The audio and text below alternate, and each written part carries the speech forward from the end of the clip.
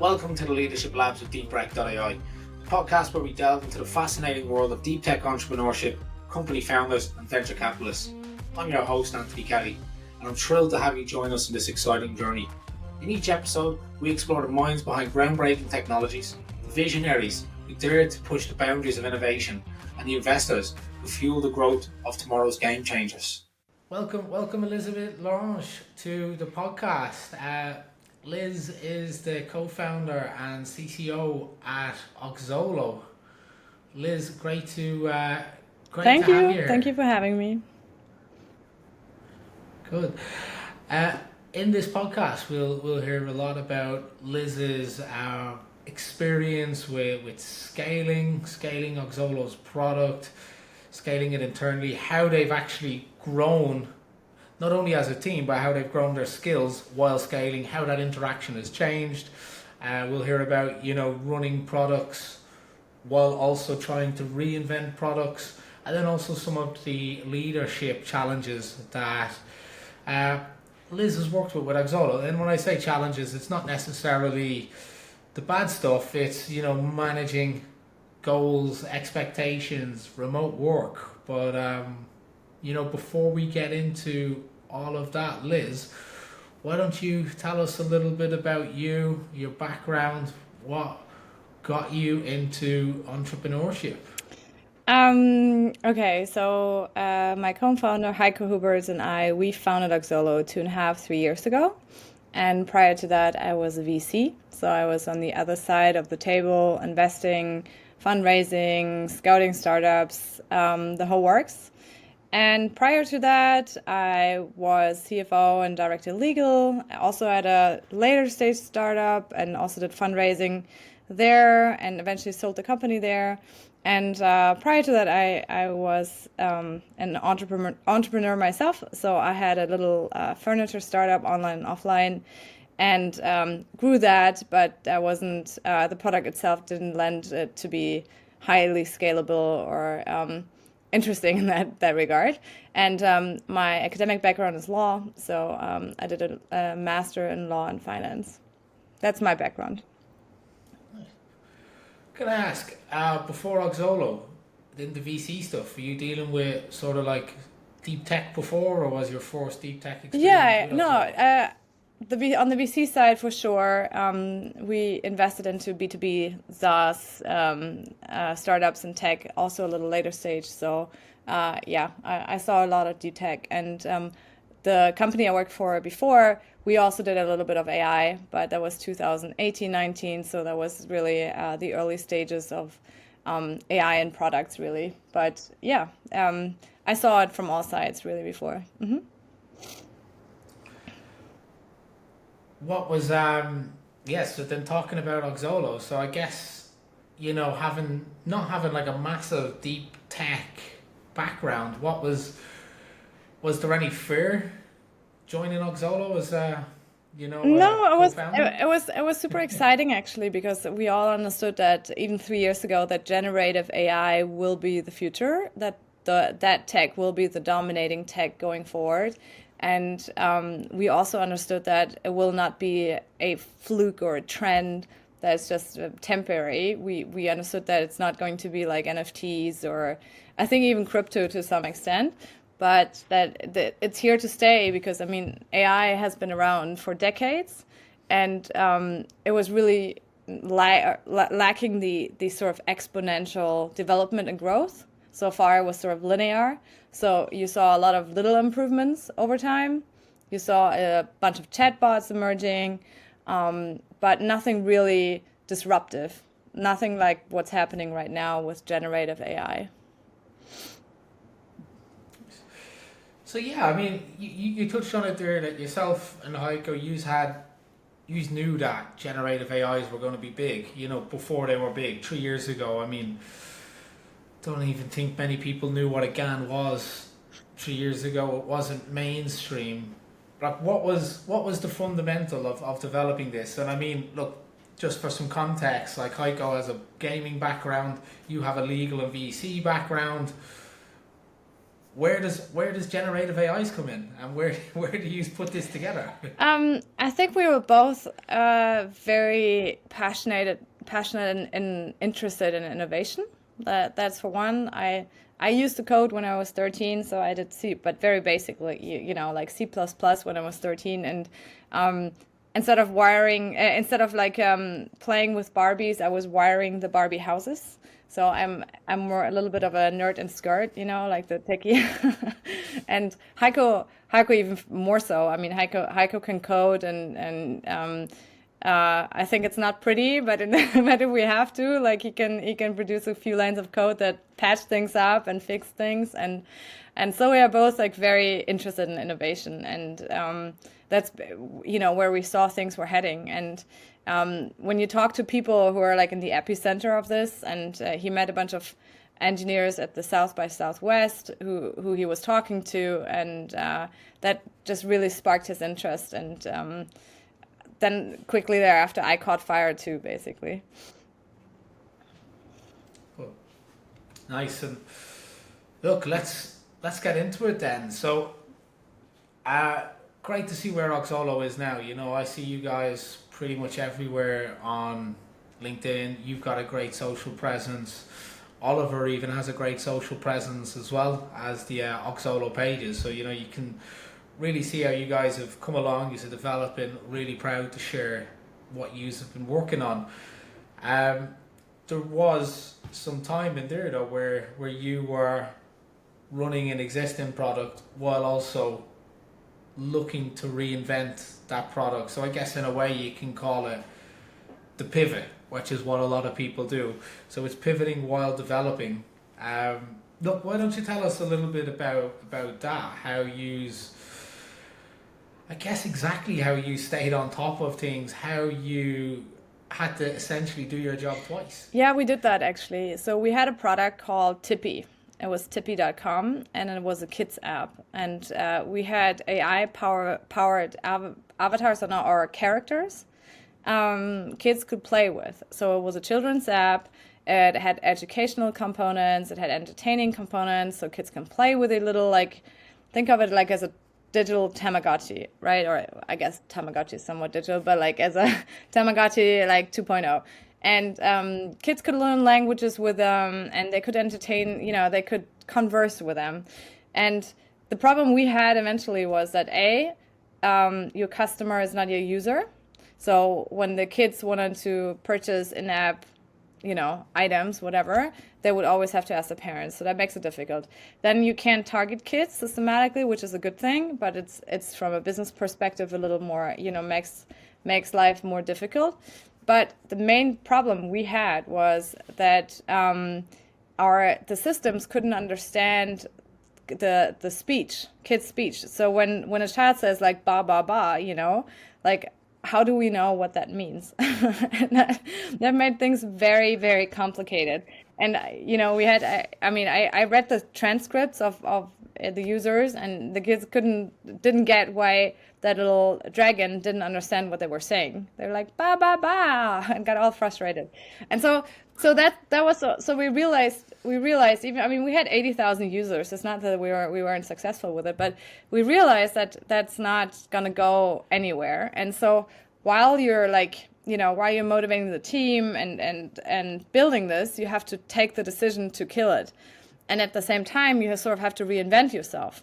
And at the same time, you have to keep the team, excited. You have to eventually pull the plug and unfold everything and get rid of everything. And at the same time, come up with another product and start building the product. Start having ideas and deciding which way do you go. You have to be very systematic about it. So that was difficult, but I think we managed pretty well. Yeah, the question on that is not many people would pivot unless they would deem it as a massively unsuccessful, or they just don't see it's going to work. It comes down to costs or whatever it might be. Yous, however, had 80,000 users. Maybe it's yourself or maybe other people in the business. Did anyone have attachment issues? I had total attachment issues because I I think I guess I'm a creative mind, and I really liked creating these little characters. I made all these like, all these presentations where I would come up with little fairies, and the kids can interact with the fairies, and I gave them little names. One, my fairy was called Moxie, and I gave her a little task and carrot. Like, I built up that whole character, then I had to kill.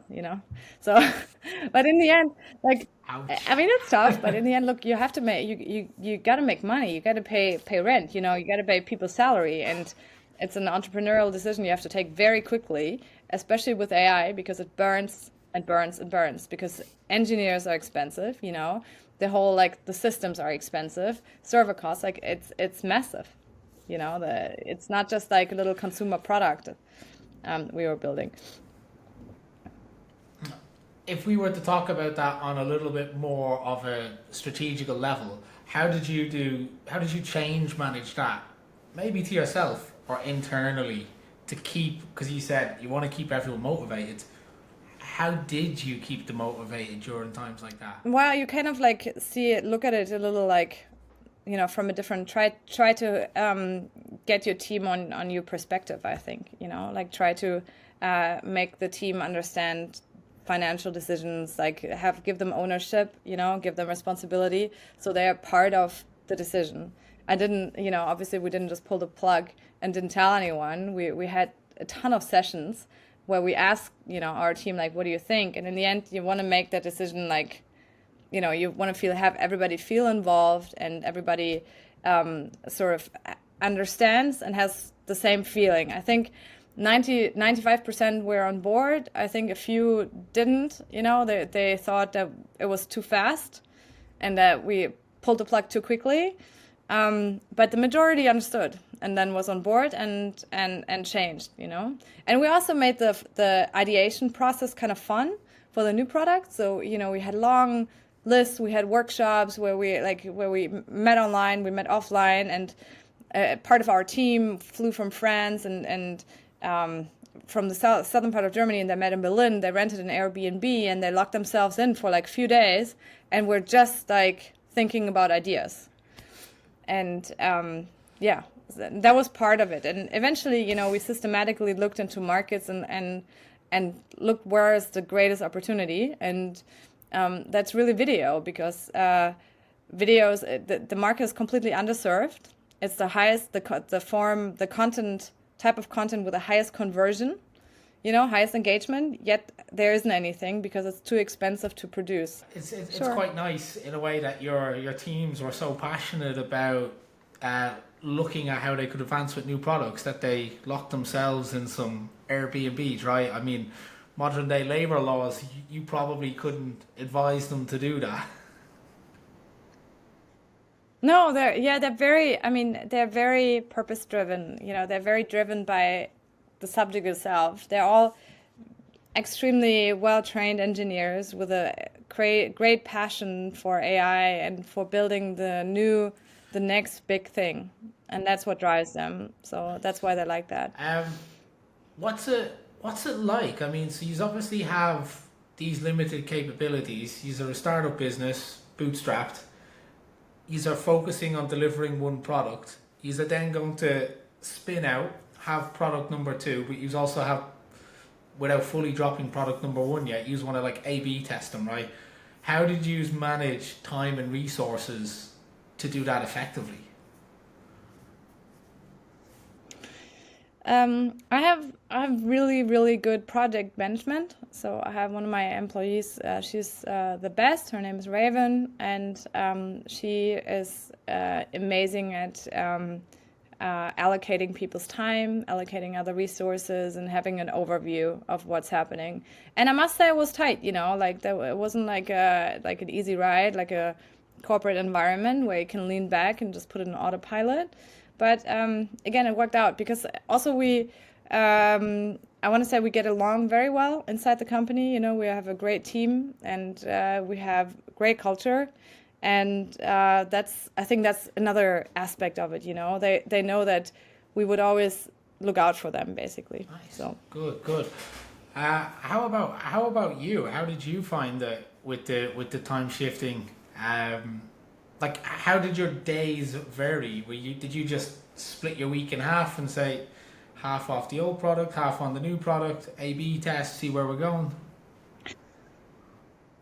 No, it was no. Honestly, I find when you do something new, you usually have that magic of the new idea, and so you have like it feels like you have unlimited energy and resources yourself. You want to spend you spend thinking on new ideas, and it didn't take that much energy or effort to like unwind the old product. I mean, it took some proper management, some proper like figuring out everything that needs to be done. Like domains had to be deregistered, like contracts had to be like taken care of. But all of that stuff, it's not the end of the world. It was more the difficult, the challenging parts were really deciding what way do we go next, because we knew this has to be like the the product that's going to work out, you know, and that was the challenging part. Um, so yeah, if we talk about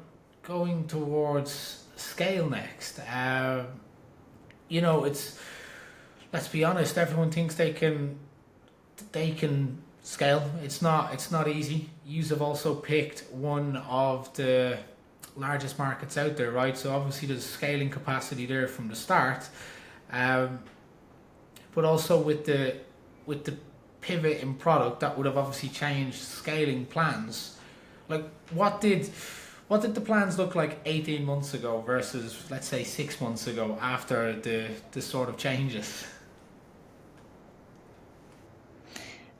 They were similar in terms of scaling, because in order to scale, you got to have your architecture in place, you got to have your servers in place, you got to have your sort of project management, your structure in place, your the processes need to be in place. So it doesn't matter if it's like one user, 10, 100, 10,000, 100,000, you know? So it's like the same, you sort of have the same process. We were like, when we founded, we were very clear that everything that creating an automized product. So everything, onboarding, you don't need anyone or anything of us in that whole process. So users are doing everything themselves, and that is just highly scalable at the end of the day.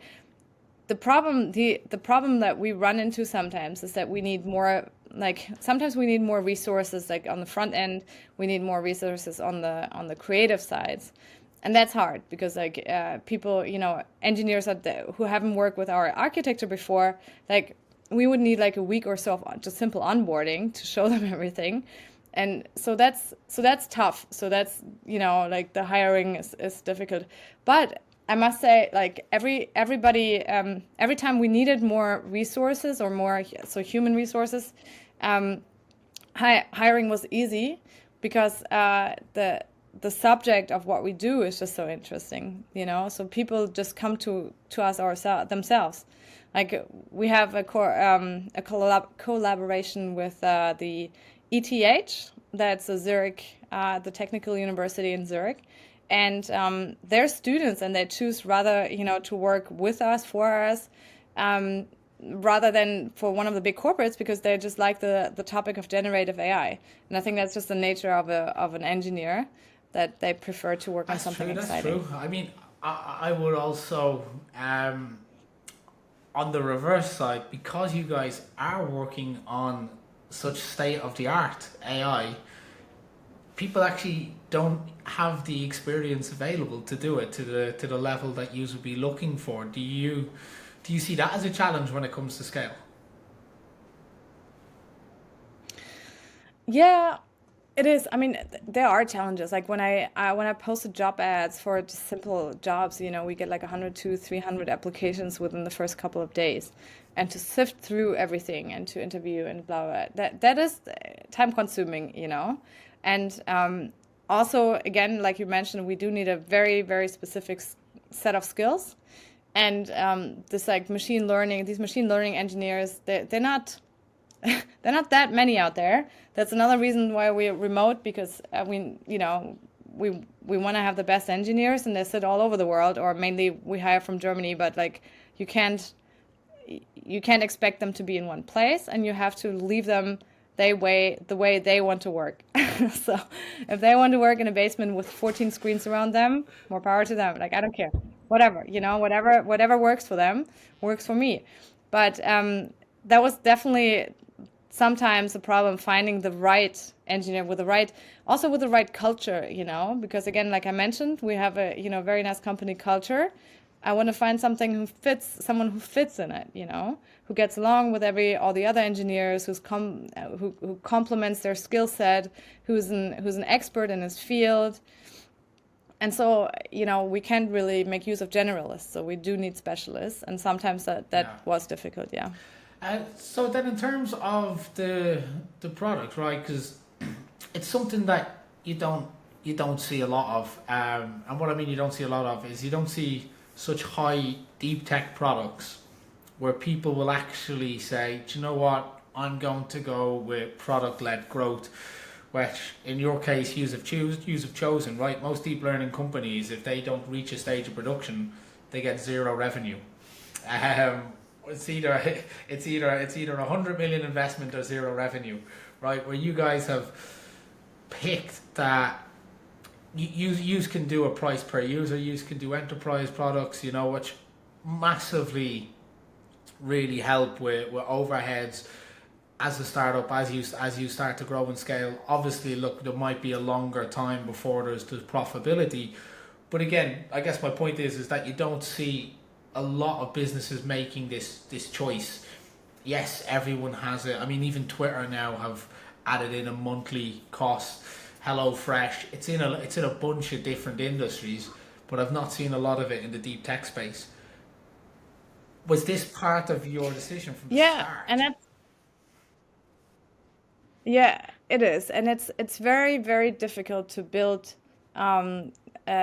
consumer products in deep tech. To build things with AI that people are actually willing to pay for, and this tweaking the monetization to a point where you actually have paying customers is extremely difficult. But I must say that's the strength of my co-founder, because he's home and gaming. He's very used to that challenge, and he has so much experience with it that he knows where to tweak it, where to add like a whatever, premium service, how to gamify things, how to we had a balancer, from like hardcore gaming, doing the credit system of our first product, of the Tippy of the kids product, and it's that experience really, really helps. Otherwise, we would be like building a beautiful product that nobody wants to use. But now we're the other thing we do is we really listen to the customers. So we're extremely customer user centric, and with that, with every feedback, we'll get basically put into our backlog and put into the product eventually.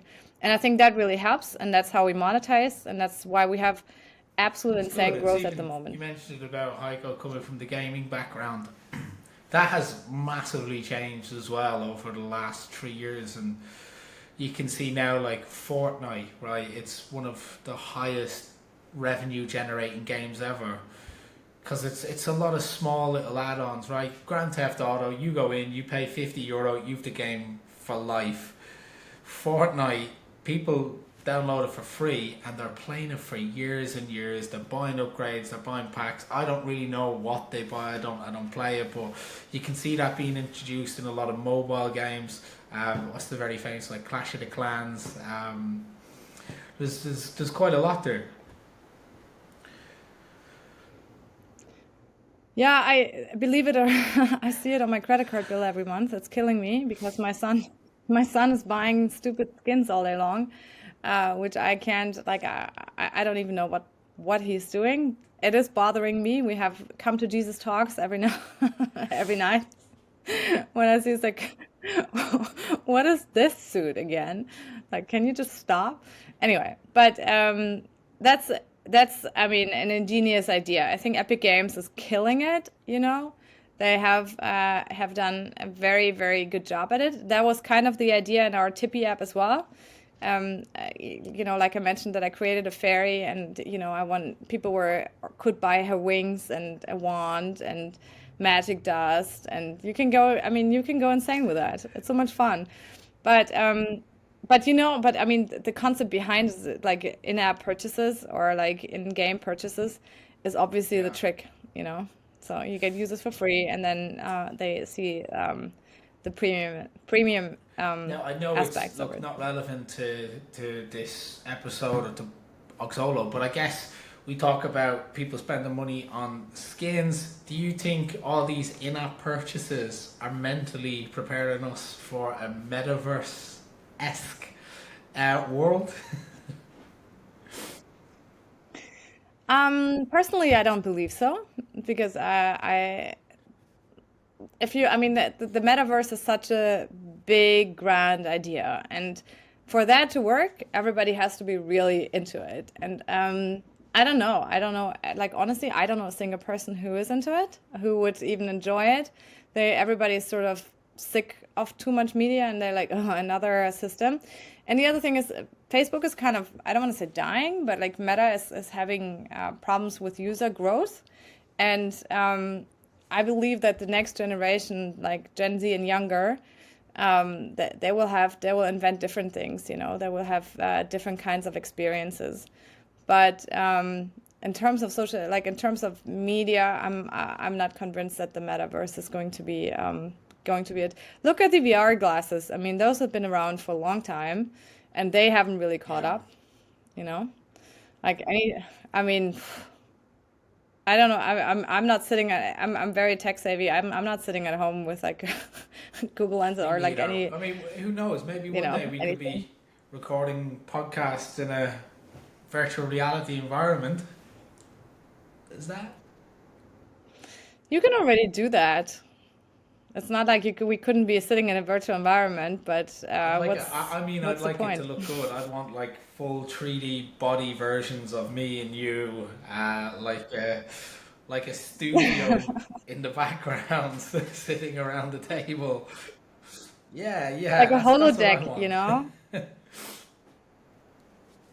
Yeah, I don't know. I think that's like that's a very millennial way of thinking about media and social media and all of that. I think again, I think the new generation has totally different ideas. When I talk to my kids and their friends, they don't think anything of the Do metaverse. you do They're you really think uninterested. COVID killed it? And I don't mean it in a way that I think everyone massively flooded online during COVID, and then they had way too much time online that they're like, oh, let's almost go back to like 5, 6, 7 years ago. Let's start putting, like, my sister, for example, put restrictions on her children's internet on their mobile phones. It just shuts off at 8 p.m. There's no phones in bed and all these things. Whereas I think that kind of came from like overusing it during COVID, and now she's trying to go back. 100%. I think it was the worst idea ever to lock in the kids, especially because the kids were not the ones really getting super sick from COVID. And having my kids were in lockdown, I think 6 times or so because somebody in their class had COVID, they had COVID, where somebody else had COVID. So I constantly had to lock them in for several years, for these 2 years. And I think it was terrible. I think it was terrible for the whole generation, for their mental health, for everything involved, and also for their media usage. I totally agree. I think it has spiraled out of control. And part of parenting at the moment is really like your sister managing their access to media, which is extremely annoying. These like all the Apple restrictions. Like I put in every ever Apple restriction there was, and my kids somehow like managed to circumvent it. I think they reset the password on like on some old like iPod I had forgotten about, and eventually I started locking away everything in the glove box of my car. So locking the glove box and the car, and keep the key under my pillow or next to my bedstand. I mean, that's how like where where the situation is at the moment. It's horrible. So yes, I think that's part of it. Like people want to have real experiences, but I just think it's not the format that kids Yeah. like. They just don't enjoy it. I think it doesn't trigger enough dopamine, serotonin, like dopamine release, Yeah, I like mean, gaming does. in a weird way though, if you do look at it, kids, like the best things that they do is you see them collaborate. Like I see my niece do a TikTok with a friend, and she came in, she took her phone, ran out of like, it was like a family party, ran out of the family party, went out to the back, was really excited to record a TikTok with her friend. I liked it for that element because it was used as something they could do together, not as, hey, I'm gonna sit in the corner of this room and just swipe and scroll and not talk. Yeah, for sure. I mean, and that's why I let my kids during the COVID time, I did let my kids have access to gaming and media because it was the only way for them to connect with their peers, you know? They couldn't see each other all day long, but they could game all day long. So I thought that part was actually nice. I mean, I was very happy that Fortnite existed. I was very happy that, they can do Roblox. Like it was, they had fun. And I thought it was difficult. The time was difficult enough. I mean, in Germany, we had, I think, 3 lockdowns, and what do you do with the kids all day? Eventually they go crazy, so they have to be able to communicate with their friends, and they did that. So I think I was great, but again, like either gaming or social media or those two things, brain wise, they have a dopamine rush. Like they're happy, they're excited. Like when you sit in the metaverse, like I know you can game, I know you can like interact, but it simply doesn't Yeah. trigger the same reaction. I think this is just my personal opinion, and so that's why there's not going to be a lot of interest. But again, this is just my personal, totally biased, unfounded opinion on Good. things. Well, I guess, look, similar enough to being on COVID, I wanted to ask about the remote first elements of Oxolo. I guess the one being why. Was it a business decision or was it a COVID led decision at the start? It was sort of multifaceted. So we have, like, for one, of course, COVID initiated the whole thing that we said, like, there's no way we can force people in the office. That's one thing. The other thing is, like I mentioned, it was difficult enough. It's difficult enough to find the high profile engineers with the skill set that we need, at all. And to find, I mean, it's a miracle that my guys work for me and not for like Google or Facebook, Meta or like whatever. And so to find them, then to have them work for a startup, which is not, again, doesn't have the same benefits working for a big corporate, at the pros and the cons, so that's why you need to let them, like I said, let them be where they are. And that's just, the consequence. I mean, that's what remote is basically. And it has its pros and its cons, I think definitely in terms of efficiency, it's not as efficient as if you did like if you were on site. And if everybody here was in Hamburg, where I have my office, I would definitely have like 2 or 3 office days a week, but they are not, so I can't really do it.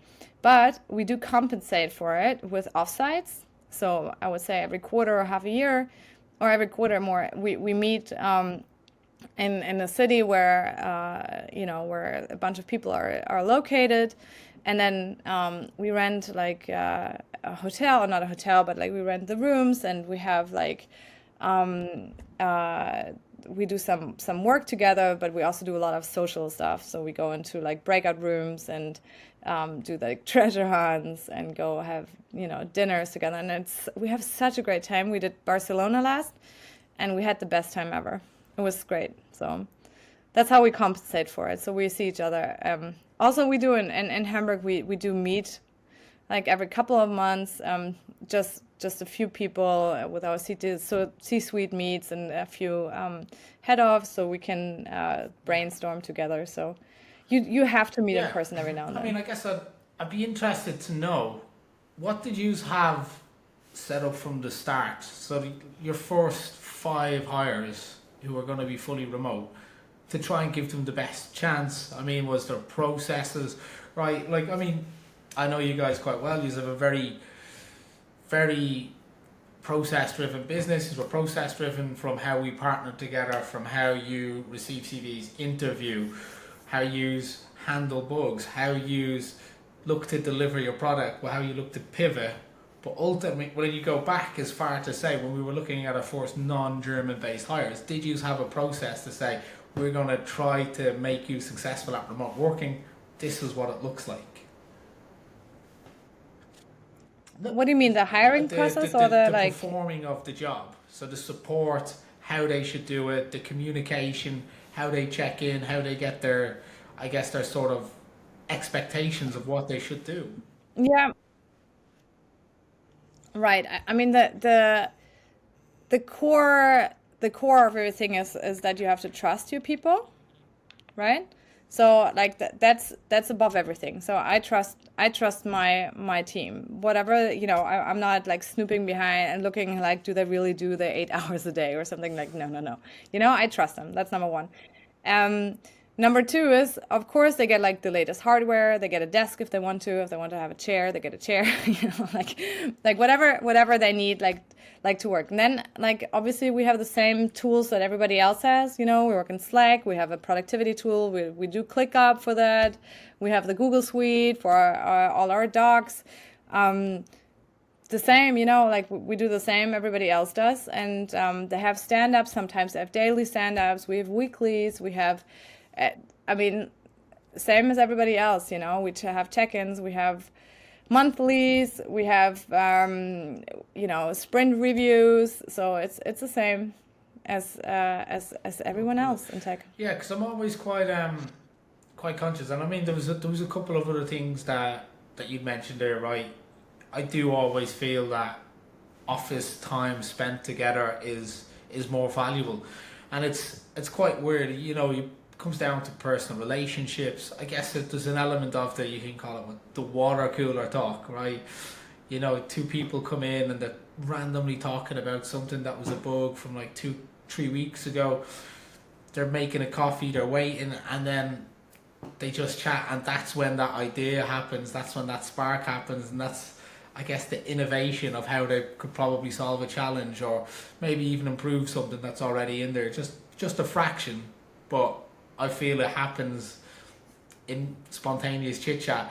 If you try and plan a route, if you say, yeah, we're going to plan 1 hour meeting, this meeting's going to be planned on innovation, everyone log in on Zoom or Microsoft Teams, you can't force it. I find it's really tough. Yeah, it's so true. And you can't force creativity or innovation at all. And I wholeheartedly agree. And that's the big downside. So there's no like coffee machine talk. There's no like horror management either. Like you can't just like give quick feedback when you walk by and be like, hey, I would rather do it this way or whatever. It's always a plan meeting. Like I started actually calling people on the phone because like to have a more like asynchronous meeting is it's driving me crazy, all these Zoom meetings. So I just like pick up the phone and harass people on the phone. I'm not sure if they like it, but I apologize, but like that's the way it is at the moment. Um, of course, but what do I do? Like the trade-off would be not Yeah. to have the same talent. And so I think it definitely takes away like 20% efficiency, I would say, like remote. It takes away the innovation power sometimes, the creativity. That's why we have these offsites. But you're right, I know. But it's like in German we have a saying you have to die one death. I'm not sure that translates into English, but like you always have to trade something out. It's a very German thing, I think. But you always have to trade something, and that's it, really. So I agree with you. I'd rather have my team here, but Wouldn't we all? it's We'd just all not like to possible. have our team living within a 5 minute radius of the office, so that everybody wants to come in five Yeah, days a week. But there's always a yeah. reality to that. Um, you mentioned the way you do things around like setting expectations, goal setting, catch up, sprint reviews, all of that. So, being that sort of remote first business, where does the communication start from that? And I mean, if Anthony somehow starts with you guys as a computer vision machine learning engineer, where does where does this level of communication come in? How often is it kept up for me to feel, I guess, in a way supported, um, and I guess in understanding of what you expect from me? I mean, you would have, depending on what level you join, Anthony, the computer vision engineer, but you would have definitely a team lead or somebody, and you would log in the morning and into Slack. You have your window open, You probably have a team meeting where you talk like somebody has to do this, somebody has to review your code, somebody has to do research. Like probably two of your team members would be doing R&D and computer vision at the moment, to optimize models, whatever. And then you'd be doing that, and you have your window open. Every now and then you have calls. We used to have a coffee chat Slack channel, which we abandoned because nobody used it, but that was the idea. But that's sort of how it works, you know. And I mean, our Slack is very lively. We have constantly, all the channels are super busy. People comment, people post, you know, people share nonstop. So you kind of feel very connected, to be honest. I believe there's clearly something that you have built into your internal communication process to make them so busy, because I've worked with, and I've been in Slack groups where people are fully remote and they're you can't see the haystack flying by, but you know they're very quiet. There's tumbleweeds. It's Really? Like I can't, I don't even know. Like every time we have like a big chunk of revenue coming in, like 8,000 people are celebrating it. We are posting like the most ridiculous GIFs underneath, and you know, people are posting jokes, people are posting memes in our random channels, people are posting like, please share likes for this post I just made on LinkedIn. So everybody's liking it, celebrating it. Like, you know, people's birthdays are like, so people writing insane birthday wishes, and it's just a lot of I stuff mean, happening, you it's know? hard to create that, So, but yous must have done it, right? There's an element of it where yous have, I guess, whoever the culture architects are behind Oxolo, if it's you and if it's Heiko, it's big parts of that too. I would say it comes down to. yeah, 100%, 100%, but it's not like, I believe culture is not architecturally created or artificially created. You sort of live culture. And I think, you're like, you know, the spearhead sort of they have to live culture, and they have to be the person they expect their team members to be sort of, you know. I can't expect them to work hard if I didn't work hard myself. I can't expect them to be online if I wasn't online myself. And so everything we do is sort of mirrored in our team in a way. And I personally feel that culture is a lot like, or building a company is a lot like raising a family, you know. I It's the do, same I thing, do, I basically. do feel with You and have I call the word I use as a culture architect, right? It's someone who you try and set your values, and funny enough, culture is set of the values of the founders. No matter what way you look at it, if you say we want to set a culture of being on time, but the founder is never on time, that will never become a culture, right? But it's kind of set more so whatever the values are of the founders, the leaders of the business. I consider the people who are the culture architects are the people that really believe in the leaders, and they then start replicating what they do to bring it down to the next layer. Because at some point, when the business becomes so big, less and less people will know what your and Heiko's values were 2.5 years ago, but it will be. Yes, Yeah, so but it they will trickles learn down. from the team, the C levels. They will learn from the team leads, the people that will then be the team leads, and it all comes down. So it's all reciprocated, and I guess that's where I use the term culture architects, because they want to be building that Yeah, for the next generations of employees coming through. true. And but it's also like, it is also who you hire and how you hire, you know. It's not just the sort of technical qualifications that matter, really. It's way more than that, you know. It's personality, it's character. I pay a lot of attention to that when we hire. So, that's part of, like, I would say good 50% of my interviews are, I check if the person is a kind and good person. And it's funny, you know, like sometimes I can tell you the story. I used to send everybody birthday presents, and that at some point wasn't possible anymore. But one of my graphic designers, she is in Ho Chi Minh City, so she works from Vietnam. And I figured out that there's no Amazon in Vietnam, so I couldn't really send her anything, and I was really upset. So what I did is like I called my nail lady, so the lady who does my nails once a week, and I was like, "Hey, aren't you from Vietnam? Don't you know anyone in Ho Chi Minh City?" And she's like, "Oh yeah, my aunt lives in Ho Chi Minh City. She can get her a cake and bring it over." So she got her a cake and like a custom made cake, and then brought it over to my graphic designer, and she was so happy. And I just PayPal'd some, the cash for the cake, and everything was I taken care of. absolutely and love that. and I just like it. Yeah, I just like my people, I just like them, and so I like to make them happy. I like to surprise them. It just makes my That's day, really good. Love that. So random. We did a bunch of stuff like that. I sent them like merch packages with like, Oxolo vests. I had like hand stitch. I can show you. I had for Christmas. I did like, laptop cases with everybody's name There name is stitched into there them. is no doubt in my Um, mind that that is why your Slack channels are absolutely going off. I don't know. Maybe. I mean, I send people silly candy sometimes. I mean, it's we just like each other. It's like friends. You've created that though. Uh, yeah. I guess I wanted to ask as well. So look, you've come to Oxolo from a very good background, right? A lot of people who are founders of deep tech companies, like modern day, sometimes they're like 23, 24 year olds, first job out of college is hey, I'm going to found something based off the thesis that I've just wrote.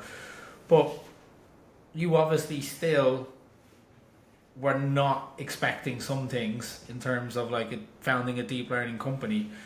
Let's say over the last 2.5 years, where do you feel you had to upskill the most uh, as a co-founder in a deep learning business?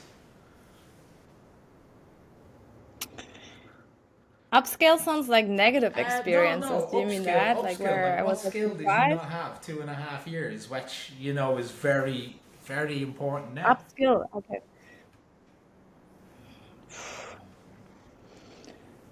Mm, I don't know. Like to be honest, it's like been such a pleasant and wonderful ride so far. I can't. So far everything is good. Like we have really like we are so we complement each other in our founding team so well that all the skills I had are like put into action, and everything else, like I would even say that I had more skills like to like specific like finance, financial reporting, all this stuff.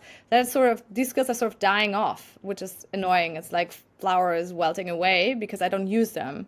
But like all my key skills, mainly there was fundraising and sales and all that stuff, like legal. I mean, they're all Yeah. very much in action. So I don't know if there's anything I had to specifically upskill. Not at the Okay. moment, not yet. Okay. Ready to finish off with some quick fire questions? Good. Sure. First one, around content. It can be a piece of content, book, or podcast. Is there any one that you would recommend to leaders that you found particularly helpful?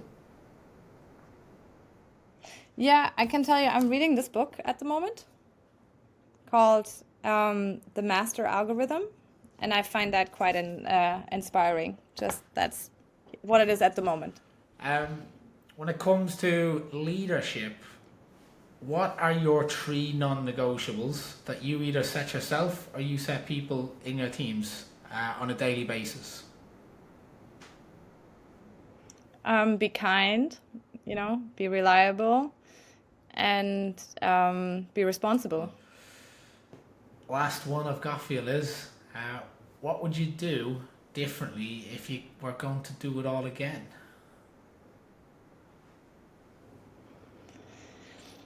Mm, not to spend so much money.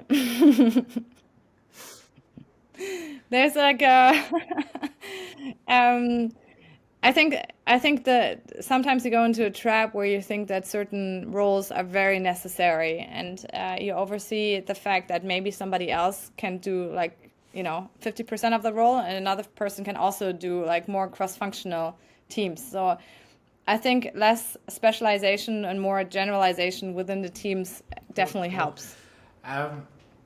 That does us for time and questions, Liz. Thank you. It's been an absolute pleasure having you. I really enjoyed it. Thank you very much for having me again. So it was a pleasure for me too. That concludes another enlightening episode of the Leadership Labs podcast. If you found today's episode thought-provoking and informative, be sure to subscribe to the Leadership Labs on your preferred podcast platform or on YouTube. Thank you once again for joining us on this journey through the Leadership Labs. Until next time.